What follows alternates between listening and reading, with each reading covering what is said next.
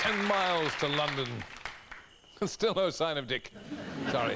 After a while, this accursed heat begins to play tricks on a chap's mind. Rest assured, I'll fulfill my quest to bring you Auntie's Natural Bloomers, a selection of astonishing moments from the BBC's internationally acclaimed Natural History Unit, involving some of the world's most amazing animals, augmented by some rather less surprising incidents, featuring nearly all of the BBC's most naive presenters. So we may be here sometime. With Christmas less than a week away and snow very definitely in the air, my team of 5 bloodhounds are really keen for the off. But before we get going, take a look at this gorgeous backdrop. Isn't it heavenly? Hampton Court Palace is its absolute best. Now, this is just the start of the programme. We'll be travelling all over London for the rest of our games, returning to this neck of the woods for our auction at the end of the programme.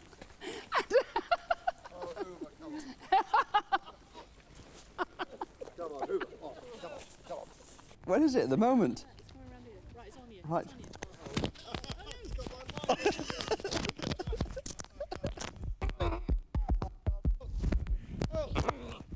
He's got the windshield. Ow! We need to get that out of his mouth. Oh, that's the way to get out of it. You may recall we had Nick Faldo and Lee Westwood out on the 16th green against Jeff Maggott and Justin Leonard. Faldo and Westwood were 2 ahead when the Americans somewhat controversially called a halt to proceedings in the fading light of yesterday evening. When they resumed this morning, both sides had putts for birdie threes. The Americans didn't make theirs, but here's Lee Westwood with a chance of European victory, 3 and 2. If that fly doesn't get off the end of my note.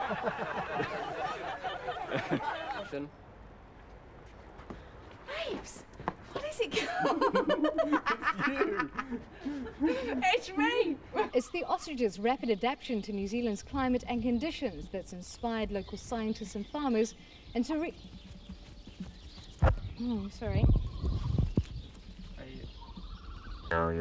It's the ostrich's rapid adaptation to New Zealand's climate and conditions that's inspired local scientists and farmers into Okay.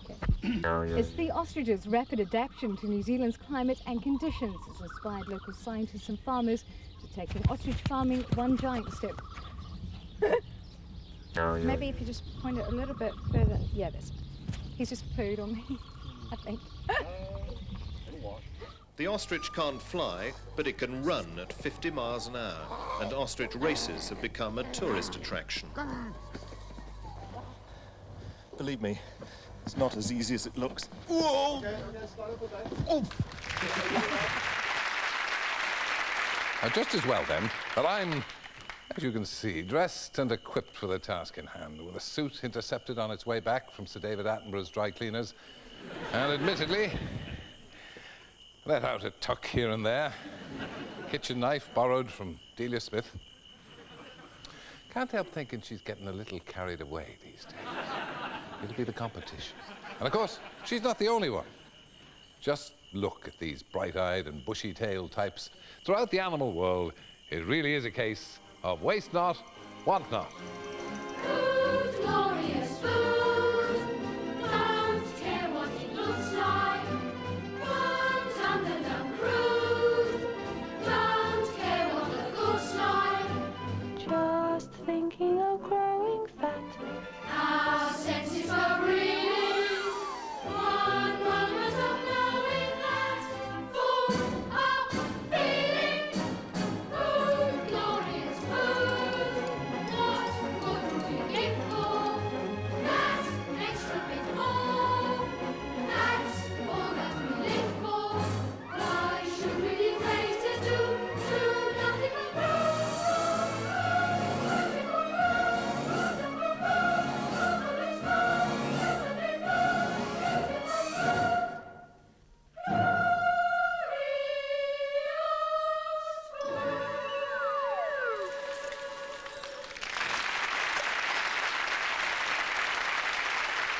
Regular viewers of the BBC's natural history programmes won't need me to tell them that the animal world is a constant source of amazement. Out there are more remarkable things going on than you, I, or even the scriptwriter who brought Bobby Ewing back from the dead would ever dream of.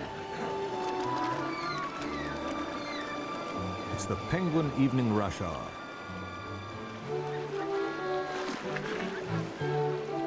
To get onto a beach where there's now a competition for space.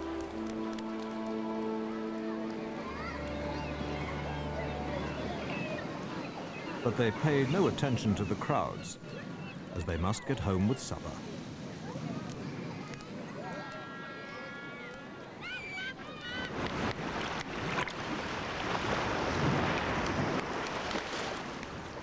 Every otter has its own technique for opening shells.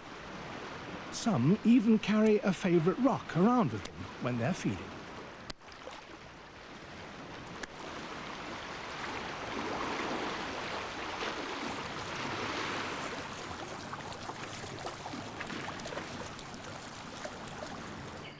Anything that lives here has to cope with the rise and fall of the tide. Mudskippers are fish, but fish that can walk on land. This young female is trying to anchor herself in seaweed, but she's chosen eelgrass rather than kelp, and it's not securely attached to the rocks.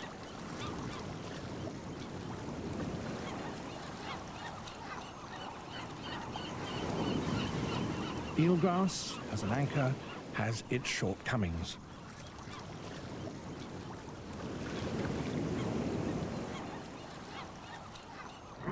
Hooded seals are capelin eaters. And the males have a remarkable way of showing off.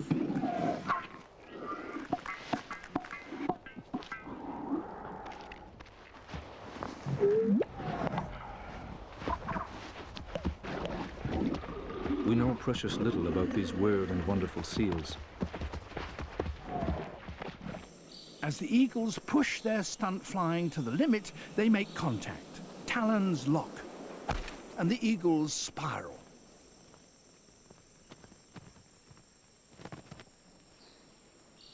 These spectacular contests are highly ritualized, and talon grappling has become one of the most astonishing displays of aerobatics in the natural world.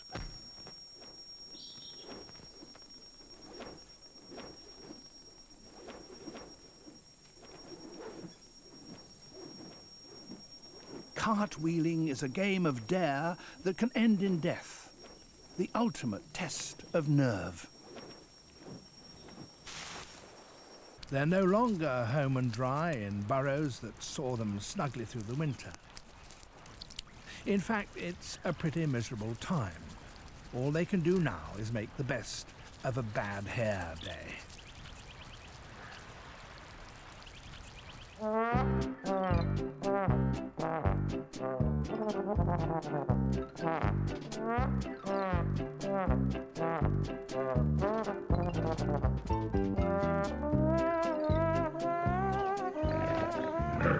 A jackal biting a bear's bottom? In all my time in India, I've never seen anything like this before.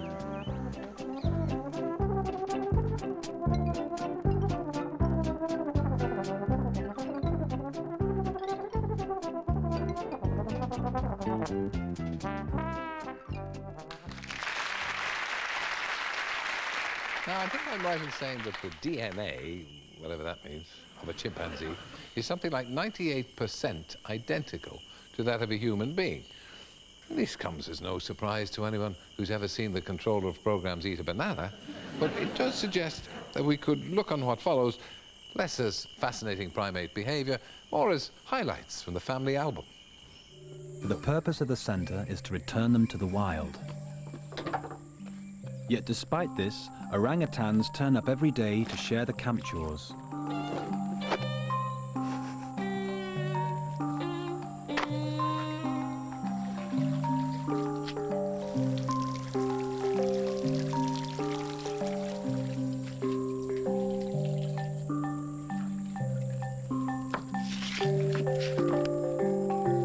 This animal seems to have learned how to do the washing.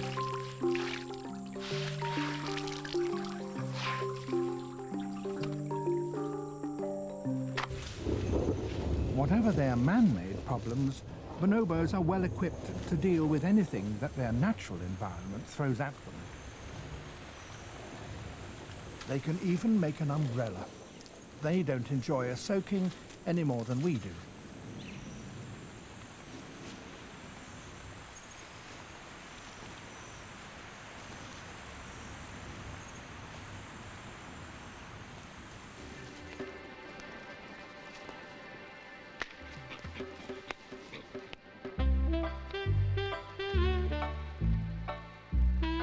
Do these wild baboons in Kenya have a sense of their own existence? Are they able to think about themselves? The baboons regularly visit this rubbish tip. They're fascinated by the mirrors.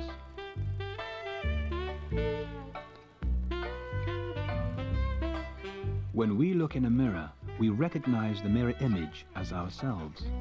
Perhaps baboons do too. How can the chimps reach the banana, their favorite food? Will they resort to trial and error? Or can they imagine a solution through insight and so get the banana straight away?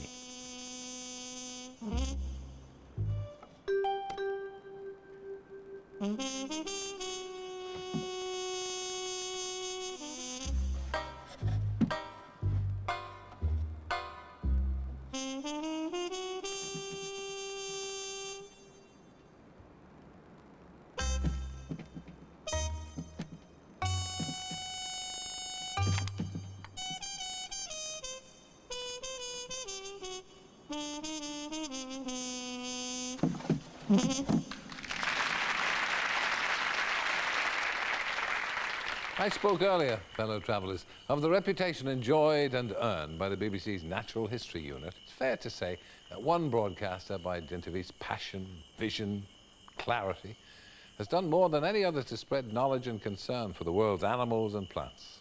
But even this important work has its funny side. Here then, some of the lighter moments from the career of Sir David Attenborough. It's so effective that even a rich woodland like this can seem totally devoid of birds.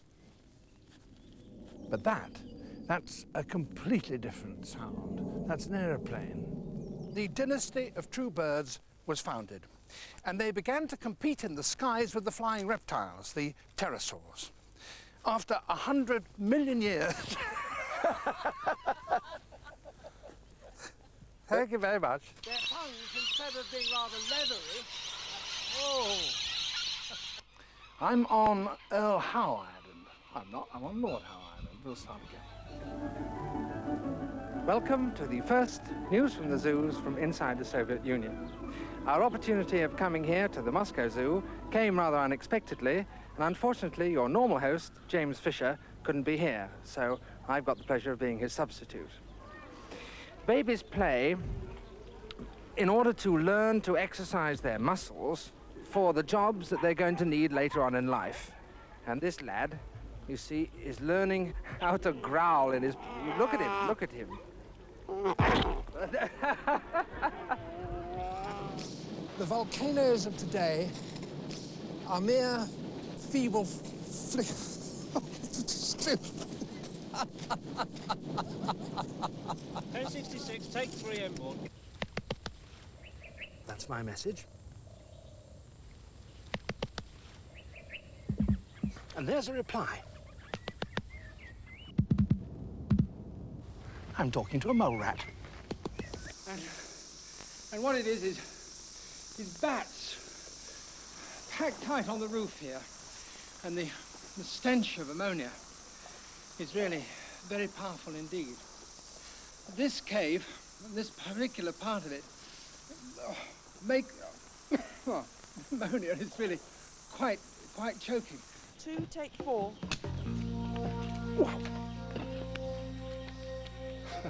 These ants have a particularly vicious bite, as I well know. Ow!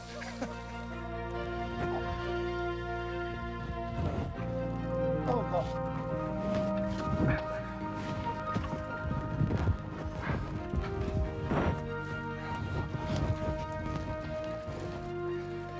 This 6 foot below the surface of the Earth is the coolest place in the entire colony.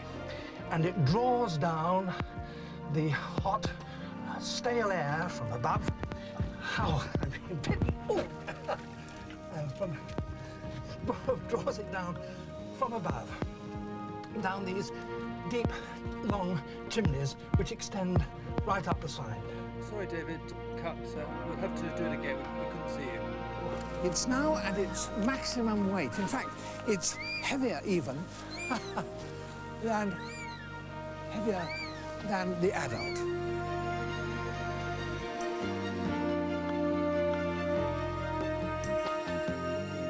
They move around in a flock, scratching around for what they can get. Apparently... Cut. Cut. I've got sweat in my eyes, I just can't see.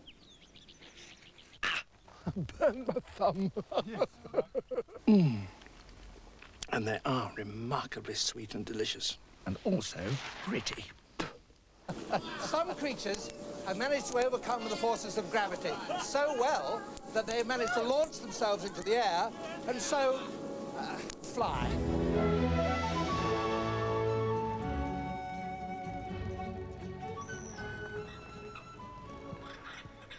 What bird has the most beautiful?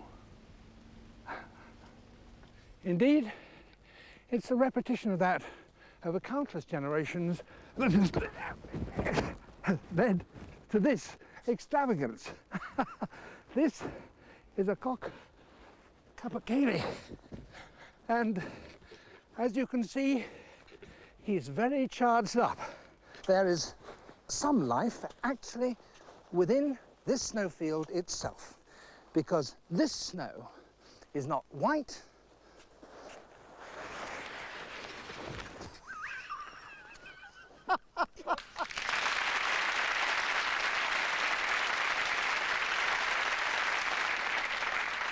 Off now, amigos, for some of the most astonishing moments captured by the BBC's wildlife cameras. Take flight into the fascinating world of birds. a little more mimed leaf clearing, mounting excitement in the dress circle.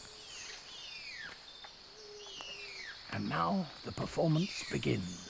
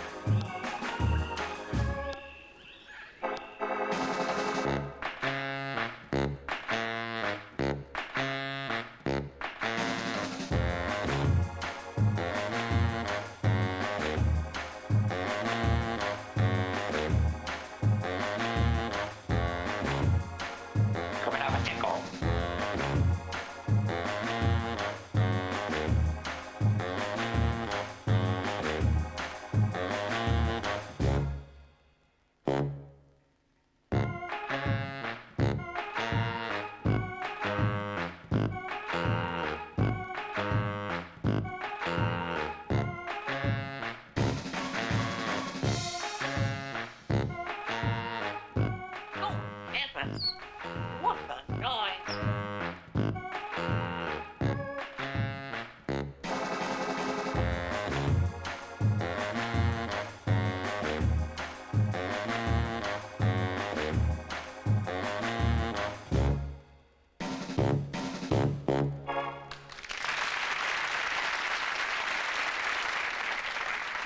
Sorry if you detect uncharacteristic signs of nervousness just now. I've aged so much since this program began. I've probably evolved. The thing is, in the natural world, you can never be quite sure what to expect.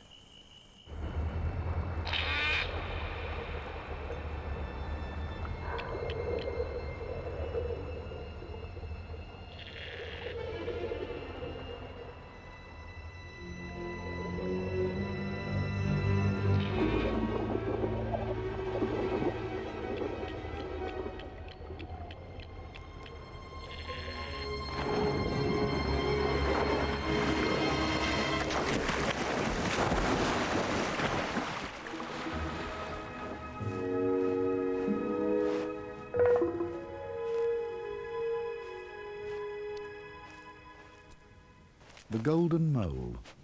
This tiny hunter is blind. Eyes are a hindrance if you burrow in loose sand. But its hidden ears can detect minute vibrations from creatures like termites.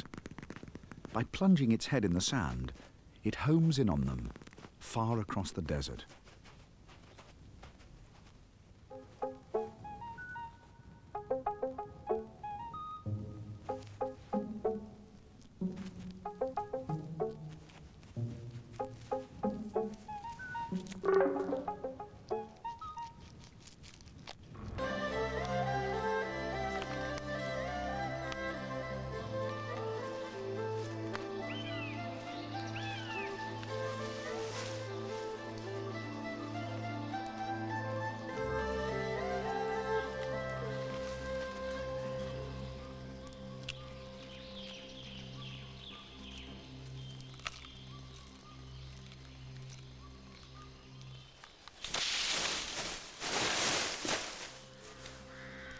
His mother doesn't appear too worried.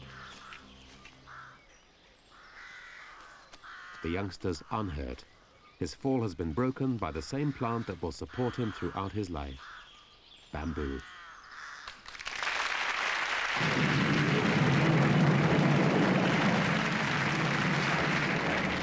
Now with the monsoon season almost upon us, time I was making tracks upriver. If indeed it's possible to make tracks up a river. I don't write this rubbish, you know. Before we go, a reminder of those broadcasting lives into which a little rain has already fallen when mixing with animals. It's only 3 miles long, but it's famous because it's the only place in Europe that you can find wild monkeys. And there they were. It's only 3 miles long, but it's famous because it's the only place in Europe that you can find wild monkeys. Right, move along, mate. Move along. Keep moving. Move along. Move along. It's only 3 miles long, but it's famous because it's the only place in Europe that you can find wild monkeys. And here they are, Gibraltar's famous rock apes. You actually don't have to look very hard for them. All you do is turn up with a bit of fruit and they very quickly find you. Hello. Storms play a vital role in the workings of our woodlands, acting as kind of natural thinning process. But it's a very different matter when it comes... By contrast, Frodo is completely unaffected and looking more and more powerful.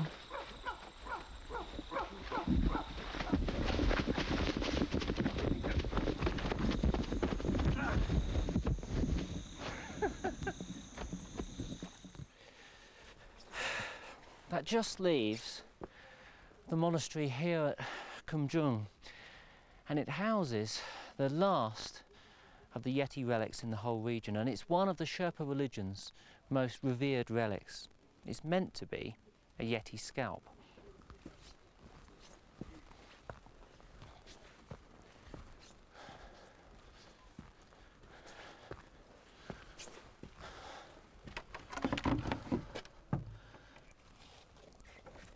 But there's no one in, so we're not going to see it.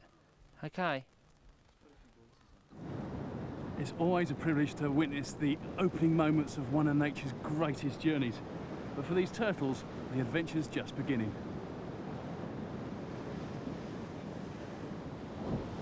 By your torch, by your torch.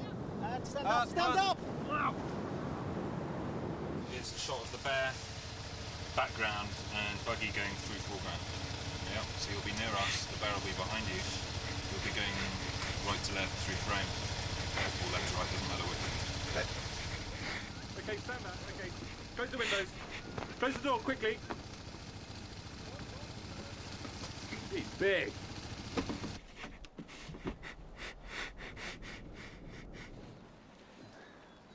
After you, Bobs.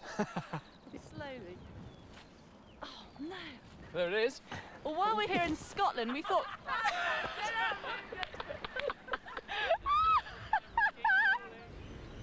How to eat the swine. No. No. Tap something, click your finger. Here in Australia, with such a fantastic diversity of monitors, and given that it was only yesterday that a real monster was here, Megalania, perhaps it's not too surprising that some reports of absolutely humongous...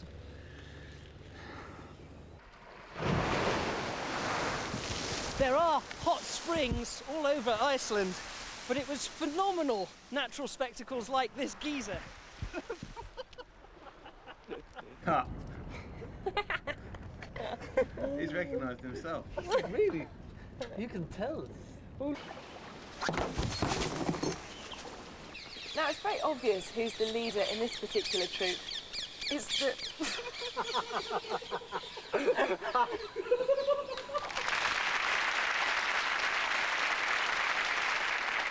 Of course, naivety about the animal world is a relative thing.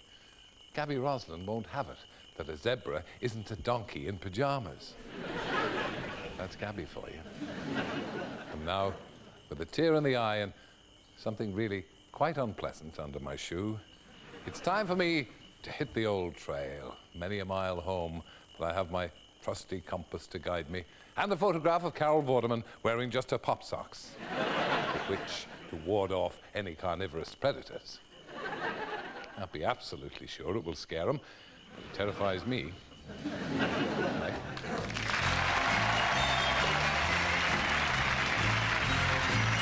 A front garden makeover in Hampshire next on BBC One, thanks to the Ground Force team.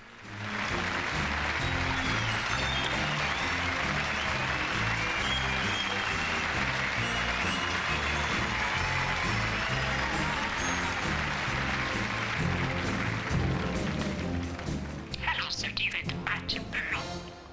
Oh, big boy, I love you with all my heart.